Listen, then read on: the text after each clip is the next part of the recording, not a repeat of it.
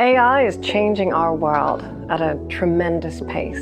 We need to be prepared for these changes. We need to understand how AI is affecting our lives, our societies, and even our psychology. I believe that this is the most important work in the world right now. IEEE is bringing people together from all around the world to work on some of the world's most difficult problems. IEEE is my competitive edge.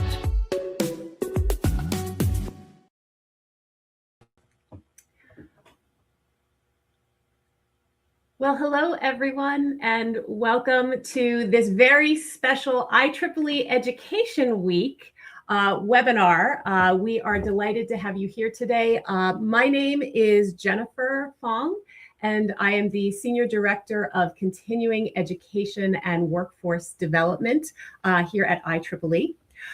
Today, our webinar is Mastering the Modern Job Market, and we're going to explore the strategic advantage of skills-based microcredentials and how to bridge the gap between your current experience and new opportunities in emerging technology fields. But before we dive in, I do want to just do a couple of quick housekeeping tips. We do encourage you to share your thoughts, share your questions using the chat. We will be taking questions at the end, so feel free to put those in there, and then we'll address those at the end with our speakers. We also are going to be recording this webinar, and it will be archived on IEEE USA socials. However, if you would like to have a recording sent to you, towards the end of today's webinar, we're going to give you a QR code where you can sign up, and we'll make sure that we email you a copy of today's recording. And so for those of you who may be new to IEEE, I just want to give a very quick background. IEEE is the world's largest not-for-profit technical professional organization for engineers and technologists, and we are dedicated to advancing technology for humanity. We are leaders in a lot of things. We publish 1/3 of the world's technical literature in our fields of interest. We are a leading standards organization. The Wi-Fi that we are using today is an IEEE standard, among many others. We have technical conferences, technical education, and we also have a large number of educational offerings, which we are celebrating today during IEEE Education Week. Everything from continuing professional education to pre-university STEM programs, university programs, career preparation, volunteering, awards, scholarships. There's a lot that we do at IEEE, and it's exciting. And we also do credentials, which we have been doing for over 30 years. So we are excited to host this collaboration webinar today with our friends at IEEE USA, which is one of the units of IEEE. So we are honored to have the 2026 IEEE USA President-elect, Kathy Hayashi, joining us today. Kathy, you want to tell us a little bit about IEEE USA? Well, thank you, Jen, and we're excited to be here. As she mentioned, IEEE is an organizational unit of IEEE, and we support the career and public interest of our USA members. We support engineers, we support technologists, advancing public policy that strengthens innovation, careers, and the nation's technology leadership. Skills and micro-credentials are an important part to an engineer's career, and so we're excited to be a part of this seminar and be a part of the show today. Thank you, Jen. Thank you, Kathy. So I'm really excited about this lineup of speakers that we have today. And so I am going to invite each of our speakers to introduce themselves. I will just caveat, Scott is having a little trouble with the audio today, so we may have to signal him because I think he can talk, but he may not be able to hear us. So Scott, I'm not sure if you can hear me, but I'm gonna ask you to introduce yourself first. I did hear you. Awesome. We're using an alternative method here, so let me see if I can do this real quick. So Scott Holman, pleasure to be here this morning. I'm the Vice President of Human Resources and General Administration at Amcor Technology, Arizona. I've been in semiconductors for over 35 years, working for companies like Intel, Micron, TSMC, Arizona, and now pleasure to be here. Thank you. We're delighted to have you here today, Scott. And Kathy, please. Hi, I'm Kathy Herring Hayashi, and my background is semiconductors as well. I've worked at semiconductors since I got out of college, and I've worked at major companies, Unisys, Cadence Design Systems, Qualcomm, and I've also worked at a couple startups here in San Diego. And as Jen mentioned, I am the IEEE USA President-elect, and thank you for having me here. Thanks, Kathy. And Melanie Booth. It is my pleasure to join all of you today. I do not have a background at all in semiconductors, but I'm learning a lot as I go, serving in the role of the skills-based microcredentials consultant. I have years of policy practice and structures in connecting learning and work. And it's been absolutely wonderful to work with IEEE to develop this really lovely program that I think will help um, with technical jobs and workforce needs across the globe. Thank you so much. Thank you, Melanie. And I have been with IEEE for 9 years now, and I lead the continuing education and workforce development efforts of IEEE as part of our educational activities unit. And then before that, I have run several companies and consulting organizations. And prior to that, I have been both an instructional designer and a public school educator. So really excited to get into this today. So let's move on to our next slide, if we could, please. All right. So let's get into this. Technology is evolving rapidly, and it's leading to some shifts in how we think about and approach workforce development. So we're starting to think about skills-based hiring, and we're starting to see some of these shifts. And so I'm going to start with Kathy. And Kathy, can you just talk a little bit about some of your insights into what you're seeing? Wow. Well, technology is moving fast. It is moving so fast these days, not only with just the things that we're finding for technologies, but also with the introduction of AI, it allows us to move at a pace that we haven't seen before.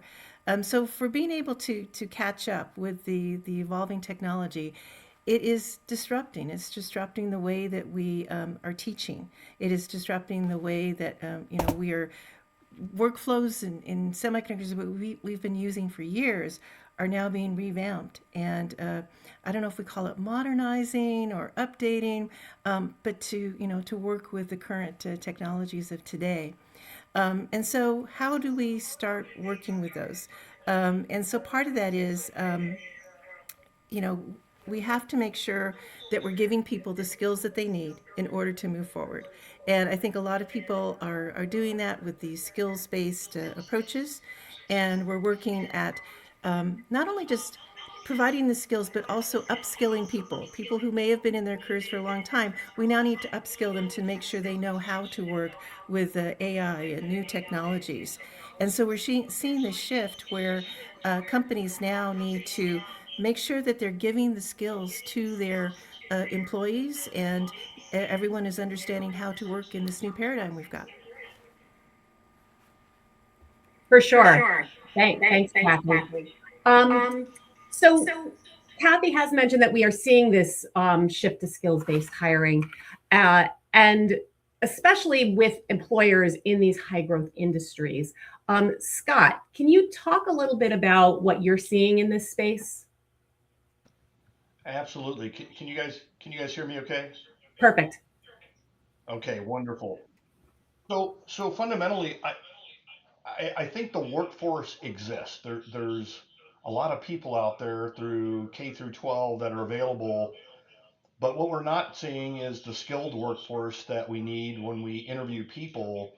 So I think the workforce here needs to funnel into these credentialing programs. So when these students or reskilling adults or people that want to enter our industry or come to the door with the fundamental skills that we need. So as a hiring manager, they're coming in with those baselines, which are both, the theoretical piece, meaning I passed the test, but also the practical application component of, hey, I've actually got my hands on and I understand what that job is that you need me to do. And then it's a matter of passing an interview.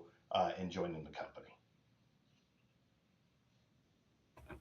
That's awesome. And I think what you said about credentials is so important because we keep hearing in the news and at industry conferences about this huge workforce gap. We have this need for skilled technical workers, and we don't know where they're going to come from. And so I think you're right that looking at some of the alternate ways that we can help people move into these roles, even if they don't necessarily have formal degrees or they haven't trained in this particular area, I think is going to be really important. So let's jump over to the next slide, because I think it's important for us to consider language. When we are talking about credentials, I think one of the challenges that hiring managers have, and Scott, maybe you can kind of confirm this, is that sometimes people say, I have this kind of credential or that kind of credential, but they all mean different things because the programs mean different things. And so it's kind of hard to know what you're getting. So at IEEE with our credentialing program, we have some very specific language that we are using when it comes to technical credentials. And we are trying to standardize this to help employers really understand what it means when someone shows up with one of these credentials. So of course we have university degrees and the 2-year degrees. These are pretty well known, pretty standardized today. Then there is a type of credential called a certification. People sometimes use that word certification for a lot of things, but a certification is actually a very specific thing. A certification is something that you earn. It is based on an entire body of knowledge that hopefully industry has been engaged in developing. So a lot of times you'll see it, for example, in cybersecurity fields or other areas like that, where there's a very specific set of knowledge that you need to learn. And then you have to often pay to take a test that proves that you know that body of knowledge. Once you have passed that test, you get a certification. And usually that's good for a couple of years. And then you have to re-up that certification over time. Then we move kind of towards the right of this chart, where you've got some more accessible types of credentials. You've got certificates. And a lot of times certificates are tied to, I finished a course or finished a learning experience, and I got a certificate.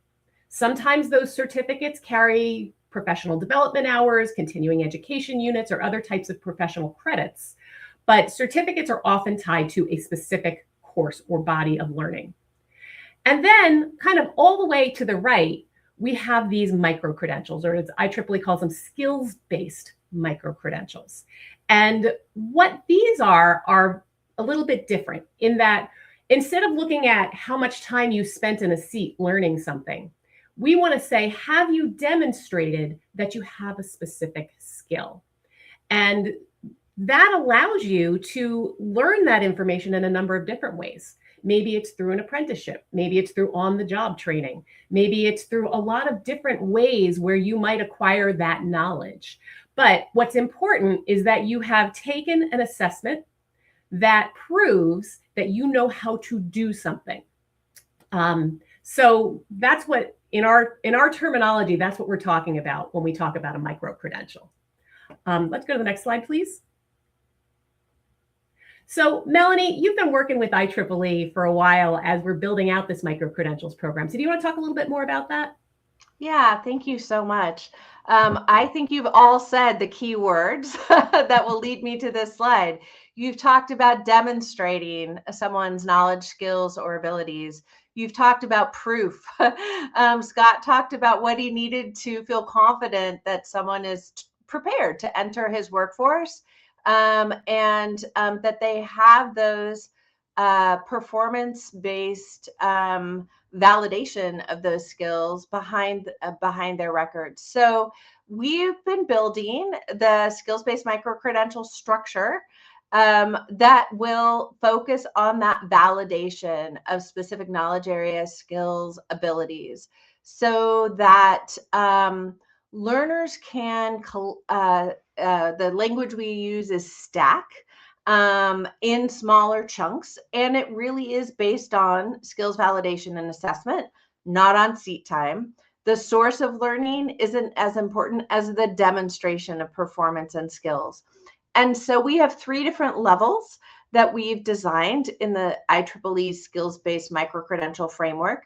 You can see level 1 is foundational knowledge or comprehension. And this might be represented by a pretty simplistic example, but can you identify parts of a lab kit?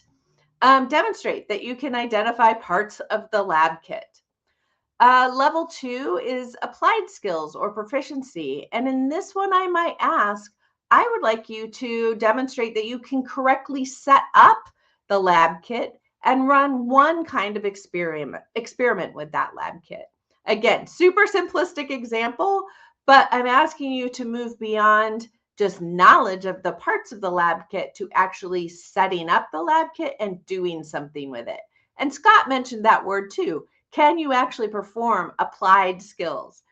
The level 3 is really at a higher level. And using our simplistic example again, can you correctly perform 4 lab experimental tasks required to complete a full experiment using the entire the entire set of lab kit functions, right? You're really taking it up a notch, and it's a larger demonstration of your knowledge, your skills, your abilities toward a specific performance outcome.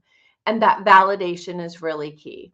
So this framework is also underpinned by a digital credential that is earned by the person who has done that demonstration. And the digital credential has all the metadata behind it that conveys exactly what level, exactly what skills, and exactly what performance and assessment validation methodologies were used. So someone receiving that digital information and that metadata can really understand exactly what that person knows, what they can do, and under what conditions that performance and that validation was confirmed. Thanks, Melanie. That's great. So now let's jump into some of the big questions. We have 3 big questions we want to talk about today, and I'm really excited that our audience is going to get to hear from these amazing people. I just see a couple of questions. I'm just going to answer real quick in the chat. There will be an opportunity to get the recording of the event today, so we will be sending that out, and just stay with us, and there'll be a QR code in a little bit where you can grab that. And I know that Melanie mentioned the certificates. Are they delivered? They are delivered digitally with metadata behind them. We'll talk a little bit more about that. And there will be a QR code. So thanks. So with that, let us jump in. The very first question I'm going to throw to Scott first. So Scott, we've been talking about these workforce shortages in technical fields. What is AmCorps doing? What are you trying as you're thinking about workforce shortages and all the people you need to hire? Thanks, Jennifer. We're casting the net wide, but we're doing it in a very strategic way. We're looking at both how do we implement programs and co-develop programs with the educational institutions, whether it's the university, the community college, or even high school through CTE programs. Example is real quick, we've partnered with GCU, co-developed Grand Canyon University to co-develop a curriculum 2-semester program that's got the approval from IEEE through Microcredentials.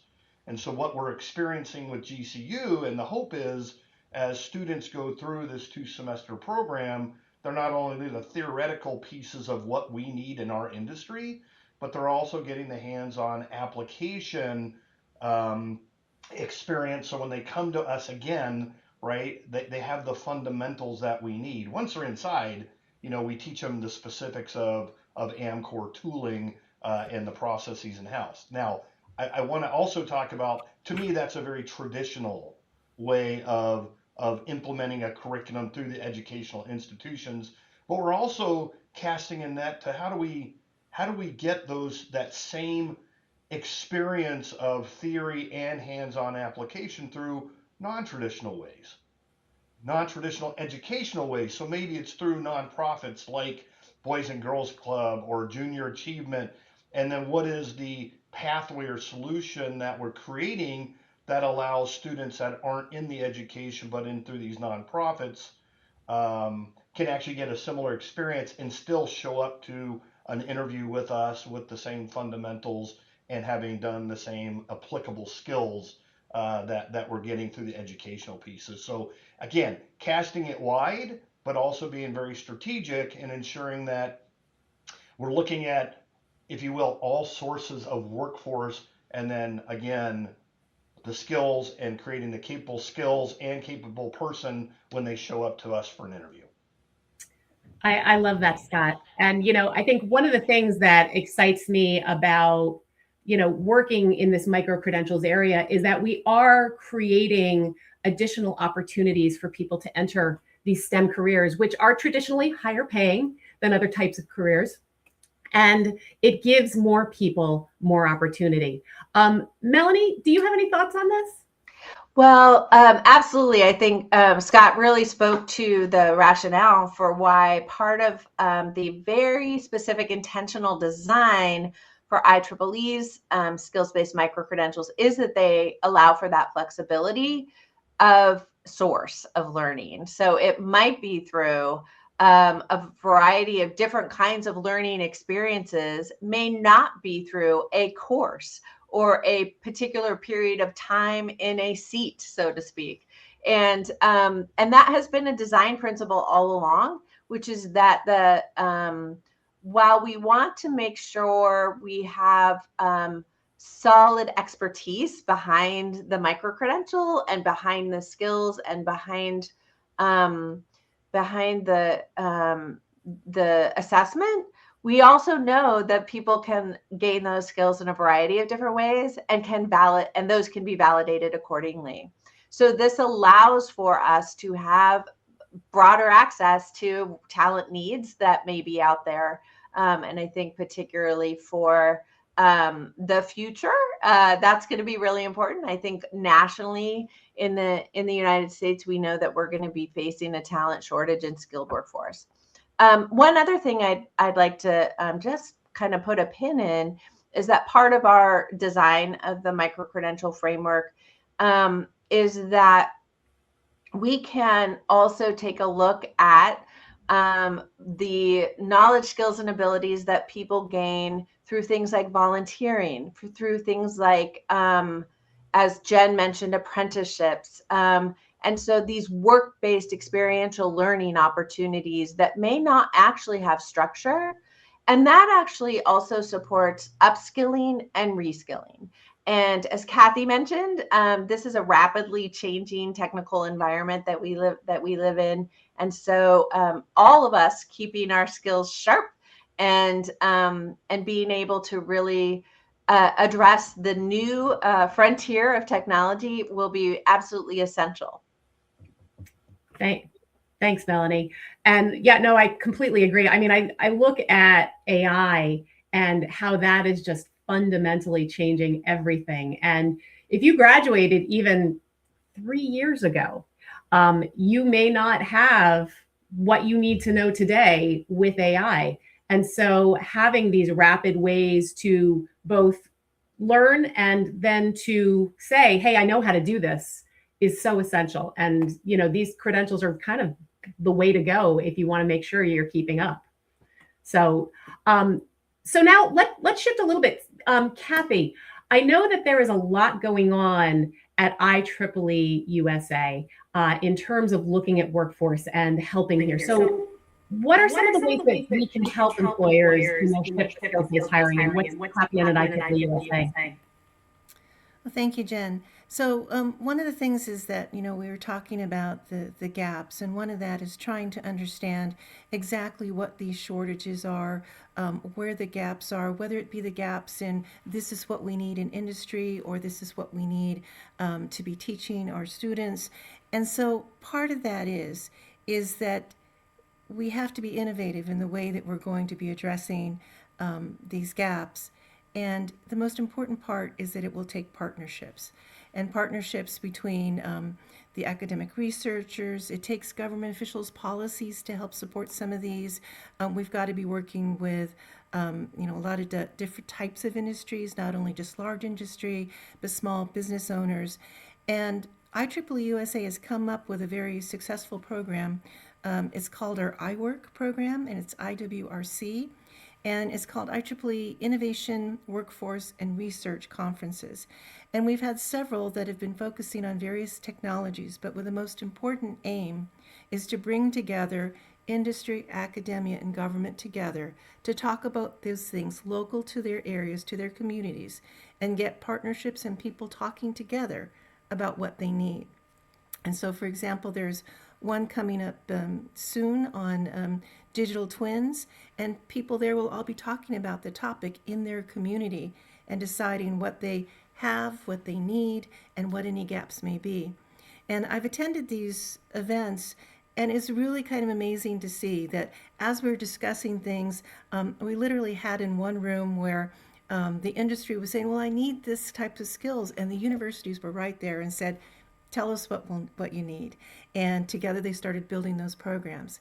And then after these events, they've actually had subsequent events where people continued the conversation.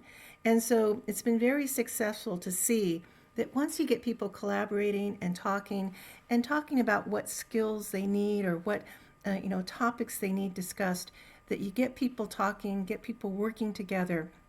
That collaboration community is so key, and IEEE USA tries to help in some of those areas. That's awesome. Thank you. Yeah, Scott, I would love to know for you as well. You kind of representing the employer here. Tell me what you would like to see. What can we do to help employers like Amcor as you're shifting to skills-based hiring? Thanks, Jenna. And Kathy nailed it too, right? It's about that partnership with educational institutions or the nonprofits that I mentioned earlier on what do you need industry and how can I help build it with you and get a ready now qualified person. But from an employer perspective, I have two words that I think all employers may resonate with, and that's productivity and retention. And so what I mean by that is these applicants that go through a skill-based program, we know as an employer are coming to us with the fundamentals, not only the theoretical, but also the applied skills that we need to go work in our industry. That's going to help them immediately get to productivity quicker because they have the fundamentals. All I have to do is train them on the specifics of my industry or the tool set that they'll be working on, so they're immediately productive. The other thing is they know kind of the job they're getting themselves into.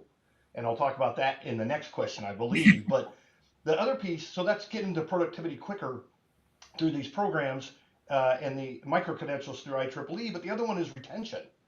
Right? So if a person knows that they're going to the job and they're going to do this particular job for a company and they've got some hands-on applicable experience doing it, they tend to want to stay in that job. They made a decision, right, when they were going through the program, that's the job they want to do, at least right now. Right? And as I always say, your first job is the start of your career, not the end. Right? It should be building upon, but the retention element of it is the person wants to be there. And so using the skills-based hiring programs, I think enables employers to have quicker productivity and potentially longer retention from the employees that they're hiring. I love that. That is great advice. So Scott mentioned our third question, and this is a good one. We have such a great audience here, and I think there are definitely people here who are either job seekers or thinking about how do I get to the next level? How do I upskill? How do I reskill to get into some of these exciting areas of tech? So my question for each of you is, what advice do you have for job seekers? And Scott, I will start with you again. Thanks again, Jen. You know, I will start off by saying there's never been a better time to be in the semiconductor industry right now, right? Or aspiring to go get into the industry. It's just crazy from the number of jobs that are out there, both entry level and experienced jobs. But I want to talk about two things that job seekers should do. When you interview for a job, come to a job knowing what the company does, right? And understanding that what that job is, that you're in for, and how it fits into the bigger company. We often get candidates that show up and they're in the interview, they're asking, what do you really do? And that's kind of a showstopper, if you will. The other one is, you know, uh, having the technical piece coming in, if it's a technical job. The other piece is durable skills. It's the new term, right? Durable. It's professional skills. It's durable skills. But when I think about those durable skills and what job seekers need to show up to, Amcor with are things like problem solving skills, critical thinking skills, collaboration, leadership and leading from the seat that you sit in, having the ability to step up when it's your turn and you can lead, and also being a follower at times as well. And then the other one, the last one that comes to mind real quick, is attention to details, right? We're very a standard operating procedure driven. So being able to have attention to detail, to follow a spec, follow a procedure, are also part of those durable skills that we look at, that are equally as important to the technical competence that you're bringing to the interview. Scott, that is a really valuable list, and I hope every student listening here was taking rapid notes to that, because I think that um, those skills that you listed is what we commonly hear are what all employers are looking for from their job seekers. Those are really important skills, and being able to, in some way, show that you have those skills, and skills-based micro-credentials is a way to do that, can really make a difference in setting yourself apart as a candidate when you're applying for a job. So, Kathy, I would love to hear what your advice is. Oh, wow. For job seekers looking to upskill or reskill, first I have to put a shout out. One of the things is by attending webinars like this, and you're hearing people talking about their careers and the skills needed. And I don't know if you can hear that both Scott and I are in the semiconductor industry, and I can hear it when he talks about the semiconductor technology. It's an amazing field. We're doing things that have never been done before, and semiconductors affects almost everything that we do every day. And if you want to be a part of that, wow, how do I do that and how do I get started? Well, there are formal methods to go into colleges and programs and jobs and things like that. But by taking the credentials and the micro credentials, you can get a little sliver of that, and you can start learning a little bit more about these industries, and for yourself, not only for the companies that need these skills. For you, you may want to know a little bit more. I've taken courses in advanced packaging. I've taken, that's not specifically my area, but I took it because I wanted to know more about it, and I wanted to find out, well, maybe that is something I'm interested in. So for those people that are in job seeking, it's good also for yourself to go get the credentials and give yourself exposure to that. And if you're interested, great. Now you've got a micro credential. You've got, shown people that you've got the skills and the interest in both of these areas, which is very impactful. And for those of my, people that have, I see every day a lot of people have been laid off and are looking for new positions. Well, when that happens, you can also go out and try to get these certificates, get these new skills-based credentials. And then not only are the company see that you are interested in these areas, you're proficient in these areas, but it's also good for yourself, because I can say, hey, I am proficient, I am skilled in these areas. And so it's good for both the person looking for the job and for the people. They can see, that you have the interest, you're taking the initiative, and all of these are such great things for those that are looking for jobs. And so I hope that you do consider, finding, ways to improve those skills. Thank you, Kathy. That's great advice. And I will now pass it over to Melanie. What advice would you give, Melanie? You've been working so much in the credentials area and you've seen a lot. What advice would you have? I think I have two primary pieces of advice for job seekers. And this also applies to upskilling or folks that are reskilling. The first is be very aware of the skills that you have. Take an inventory and be honest about it. And when you have an IEEE micro-credential, you will also have a digital footprint of those skills. And being able to articulate examples of your work in those areas, I think will be really key when you get to someone like Scott, who wants to know, what do you know? What can you do? And give me some examples for that. So that real self-awareness of all that you have developed in your skill backpack, so to speak, is a really, really important thing for all of us to have. I think the second piece of advice I have is that the most important durable skill you can develop is how to be a learner, how to continuously learn on the job, off the job, at all times. That is the signature skill of the 21st century because of the nature of the rapid change. And so really take that on as a professional responsibility, really take that on as you develop your own career pathways and you're working and mentoring others. That is truly what will help all of us advance in our careers and help advance in our industries as well. Thanks, Melanie. Great advice. And you know, I want to just talk about one more thing, which is, you know, Scott talked about those durable skills. And one of the ways to develop those, if you don't have a job necessarily that you are developing those skills in at the time, is volunteering. And, you know, we at IEEE have over 500,000 volunteers around the world who have the opportunity to go into leadership positions where they can work on, you know, whether you're leading a student branch as a president, or you are working as a treasurer, or, you know, there's various roles that you can fill as an IEEE volunteer. And we actually right now are working on a pilot program to measure the durable skills that you gain as a result of IEEE volunteering, and then issuing IEEE micro-credentials after completing an assessment to say you have some of these communication skills that Scott mentioned, or various skills that are really important to employers. So there will be more to come on that, but we're really looking at IEEE as to how we can really acknowledge all of the skills you gain as a result of being an IEEE volunteer. So that's a great way to build your career as well.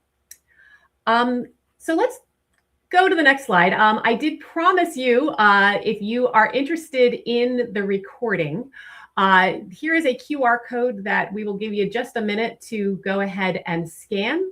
And if you fill out the form that is on the other side of this QR code, it will give you an opportunity to, we'll send you an email with the actual recording. So please go ahead and do that. And I think we've given everybody enough time. So we can go ahead and hop to the next slide. And just real quick, before we dive into the questions and the discussion, I just want to remind everybody, the IEEE credentialing program has been acting as a bridge between higher education, between training providers, and with industry. Scott talked a little bit about one of the ways we're doing that specifically with AmCore. But the idea is to validate training programs so that students who receive these skills-based micro-credentials and other professional certificates have something with the IEEE logo on it that says to employers, this program has been third-party validated. And this program is something you can trust. Scott can see when he gets an IEEE micro-credential, he can say, this person has taken an assessment and we know that this person has the skills this badge says they do. And so if you are a training provider that's on here today, or a university, a community college, we encourage you to reach out to us at our credentialing program. We'll give you the contact information in just a little bit, because your organization can apply to be part of this program too. So we do encourage you to do that. And, if you're a student or a job seeker and you're looking to get micro-credentials, we encourage you to ask the training providers that you're going, does this bring an IEEE micro-credential? And if it doesn't, they can reach out to us about being in the program too. And this is here is the contact information. We've got some website and QR codes and emails and all kinds of things. This will give you the information about getting involved with the credentialing program. Also, if you're interested in some of those really exciting programs Kathy shared that IEEE USA is doing, the IEEEUSA.org email address is there too. So we do encourage you to get involved. There's so much going on. Now is an exciting time, and there's so many needs in workforce, and there's so much we can do with micro-credentials. So we would love for you to be part of it. And so with that, let's jump in to some questions. And I'm going to go right now into there's a whole lot of questions that have been coming in, and I'm going to just start. And, I see a question from Neil Palumbo. And, this is an interesting one. And I might actually toss this to Melanie first. He said, do you believe micro-credentials would be associated more with workers that do not have a university degree? What's your thoughts on that? Yeah, that's a great question. And I think that's the $1 million question for higher education institutions right now. I think it's both and. I think we're talking about, particularly as we think about kind of professional career development over time. So higher education organizations are talking a lot about stackability. They're talking about skills recognition from a variety of sources and being able to build those into degree programs over time. A lot of institutions, universities and colleges in the United States right now are lightly experimenting, and I think we'll see an increase in this, in integrating micro-credentials into degree pathways and in integrating industry certifications as part of the curriculum. So I don't think it's an either or. I think it will become a both and what it may signal is that the traditional structure of learn first, then go to work, and then, keep working the rest of your life, that's probably a little bit outdated. And now we're looking at learn, work, learn, work, learn, work, learn, work as two sides of the same coin. Thanks, Melanie. And Kathy or Scott, do you have anything to add to that or any thoughts on that? I think that I might add just real quickly. It's a very interesting. So thanks, Neil. I appreciate that, and Kathy was spot on. But the both and comment. But from a semiconductor and specifically OSAT, right, in the semiconductor, our organization is highly sustained by technicians. So technicians don't necessarily need a university degree. We need people that are coming in with some knowledge of fundamentals of electronics and pneumatics and vacuum and I mentioned the GCU program earlier, but that program that's been approved by IEEE for micro-credentials, right, going to give everyone the foundations of all those skills, including the applied skills. And I'm going to see that as a person that's interviewing with me and go, I know that person, to Jen's point earlier, I know that person's not only got the theory, but got the application skills that I was looking for, and I've given them an interview, right? And then those durable skills come to play on, hey, can you play in a team environment? Talk to me about your problem solving skills, right? Your critical thinking. But they're very much something that we look at that says, I get a good qualified person that can start quickly in my organization. So while the university, yes, could apply these, and especially if you're reskilling in that area, but absolutely necessary for that technician workforce that I need several hundred of here in the near future. So thanks, Scott. And actually, please, Kathy, you were going to add something as well. Yeah, just a quick one. That when you're working in high tech, you're always having to learn new technologies, and that's given whether we have a credential for it or not. We always have to keep learning, always keeping up with the latest. And this way, if we do have the capability to get these micro-credentials, not only can we get them and show people that we, hey, we did take, we do have skills in this area, but you can also do it across companies. And so that if you leave one company, you actually have your skill that you could, show everyone, and it's not just related to one company. Thanks, Kathy. Yeah, that's a great point. So I see this one is another one that Scott might be able to take. It's from John Westmoreland, and he's asking about semiconductors companies in particular that are hiring. And I think you know one in particular, Scott. I'm rereading the question. Yeah. Can you let us know what semiconductor companies in particular are hiring? This is somebody who worked at Texas Instruments. Absolutely. I'll speak for myself and say Amcor, and I need to preface this one too, right? So we are building a brand new manufacturing facility in Peoria, Arizona. Basically, the cement has been poured, right? We don't have a facility yet. We won't have one until the middle of next year. But at the end of this year, we start sourcing for technicians, engineers, operators, and we have hundreds that we need, right, in 2027 to get our factory ramped. So we will have jobs. We currently have facilities construction, but we will have jobs in the future. And then for the foreseen future of that, as well as we build not only our phase one building, but we build our phase two and grow up to 3,000 employees. We only have 20 right now, so we got a ways to go, right? But the other one is TSMC, right up the road from where we're building. And if you think about the ecosystem in semiconductors, TSMC is a front end factor. They produced a wafer, and what we are is the back end, which takes those wafer and we chop them up in little pieces, and we put the components in a package, and those packages go in your device, right? Whether it's your cell phone or your laptop or your PlayStation, what have you. And I know for a fact right now, TSMC is hiring hundreds of jobs for both entry level operations type jobs as well as equipment technicians. So and engineers, right? So it's quite the bar. The other companies in the Valley in Arizona, Intel, NXP, Micron, I'm sure they're doing hiring as well, but I don't think at the volume that TSMC and Amcor are. So, thanks. Kathy, do you have any insights as well to share? I think the big thing to take here is that we talk a lot about the skills gap or the workforce gap, right? And there are thousands.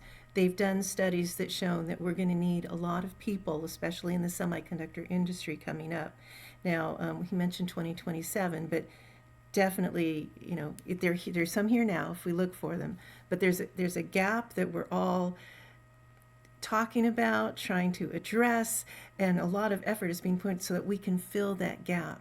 So the jobs will be coming, even if they're not here, but start getting those skills when they become available. But that's what we're all talking about, is the skills gap. Awesome. Thanks, Kathy. And we have another question here from Valeria Garcia. And she's asking about how, actually not that one, the question about the certificates and how they are delivered. And I thought maybe Melanie, you could talk. The question is, these certificates are delivered which way? Are these rewards valid worldwide? Do you want to talk a little bit about the way that they are delivered digitally? So I think that question might be about the digital credential. So the digital credential is delivered digitally, and it has metadata behind it that conveys the specific knowledge, skills, or abilities and the assessment methodologies and the organizations behind that. And so there's all sorts of information within that digital badge or credential that speaks to the exact level and the exact collection of skills, knowledge, skills, and abilities. One can put that digital credential in a LinkedIn, or one can put it into a learning and employment record or a smart resume, or one can put it into a digital wallet, as an example. I think more broadly, the United States and other countries are really working on connecting the interoperability for those technical standards so that they can be read across educational systems and HR systems. That's work in progress right now. IEEE is very involved in that work also. So we're not all the way there yet, but the badge itself, the digital credential, is both a visual signal and also a collection of readable data about that person's again, knowledge, skills, abilities, the level, the assessment, the validation, all of that. So I think that's what that question was asking. Yeah, I think so too. Okay.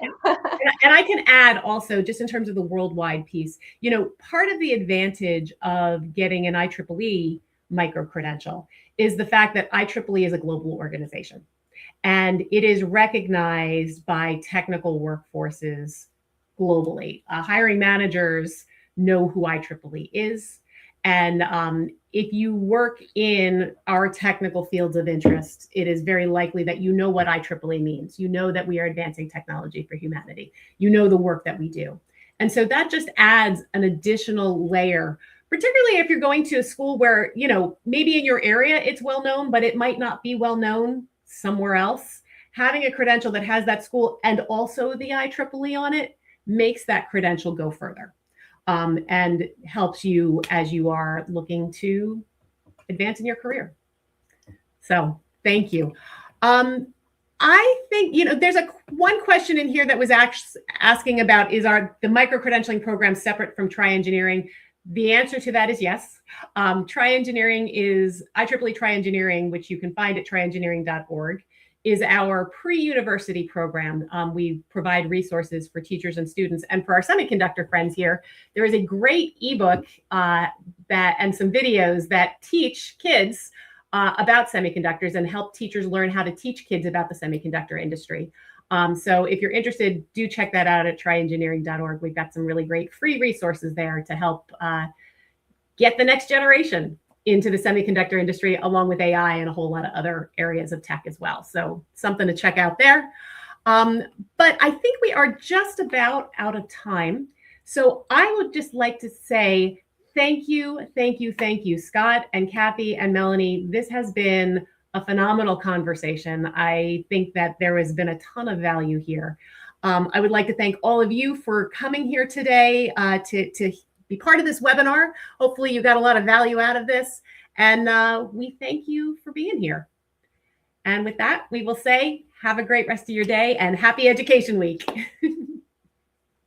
There's cybersecurity issues, there's aging infrastructure issues, there's climate change issues that need to be solved. And I'm really excited that in my career, I get to work on those types of problems.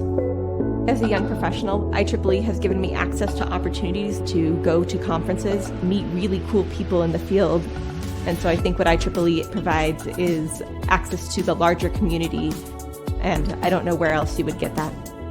IEEE is my competitive edge.